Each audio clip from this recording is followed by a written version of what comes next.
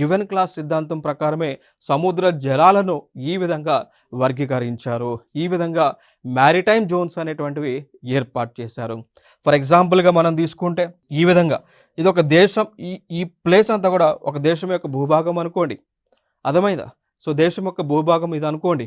So ఇక్కడ నుంచి అంటే like territorial sea base line, ఇక్కడ నుంచి 12 నాటికల్ మైల్స్ వరకు టెరిటోరియల్ వాటర్స్ అంటాం. ఫర్ ఎగ్జాంపుల్ ఇది ఇండియా అనుకుంటే 12 నాటికల్ మైల్స్ వరకు ఇండియా యొక్క టెరిటోరియల్ బేస్ లైన్గా మనం చెప్పుకోవచ్చు.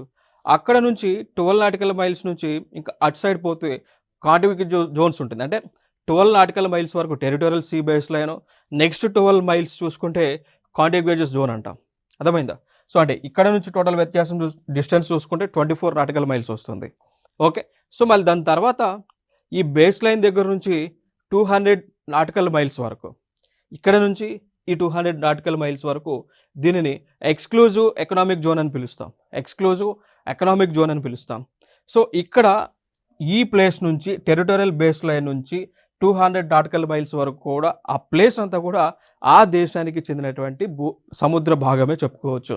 అర్థమైందా? సో 2 నాటికల్ మైల్స్ వరకు కూడా ఎవరు కూడా విదేశాలు చెందినటువంటి వారు ఆ దేశం యొక్క పర్మిషన్ లేకుండా రావడానికి వీల్లేదు, ఎటువంటి వాణిజ్యానికి కూడా చేయటానికి లేదు. బట్ 200 నాటికల్ మైల్స్ తర్వాత సో అది ఇంటర్నేషనల్ వాటర్స్ కింద అవుతుంది.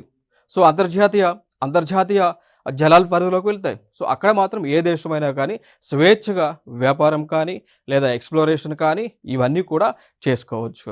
ఇదొక అంశం.